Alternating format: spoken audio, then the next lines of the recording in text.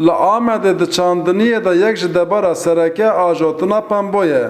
Li bajêr îsal li ser 250,000 donimî erd pembo hate çandin.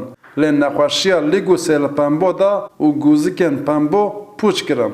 Cotkar dibêjin vê nexweşiyê zirareke mezin daye pembo. Ana nexweşî lê daye. Gerem ilaç dikin. Perî ilaç zaten buaye. Gübre jî buaye. O heqîqetekî zaten buaye. Ji ber wê avê jî em çiftçî olarak em zirar dibînin.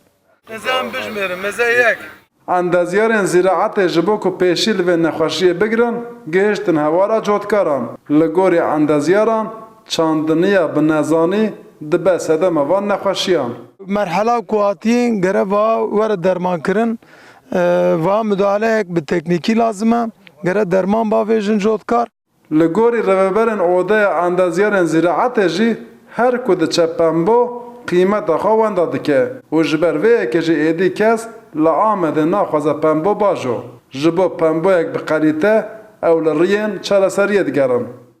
Vaxtê ku dikeve çîçekê, vaxtê ku dikeve gûzkê, dikeve barê xwe vî nexweşiyê lê dixe. Genelî Diyarbekirê vî xesteliqê heye.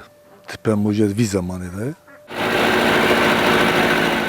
Li Amedê piştî genim herî zêde pembo tê ajotin. Ji ber vê yekê ew pembo weke zêrê spî bi nav dikin. Ew dixwazin zêrê spî yanî pembo bê parastin û dewlet ji bo pêşîlêgirtina van nexweşiyan wan bi awayeke zanistî perwerde bike. Her kokeke pembo 15 yan jî 18 gûzika dide. Lê ji niha da vê nexweşiyê li 7-8 heb gûzika daye. Ev ji tê wateyê ku ji sedî pêncî zirara cotkaran heye. Maşallah dekak. Rûdaw Amed.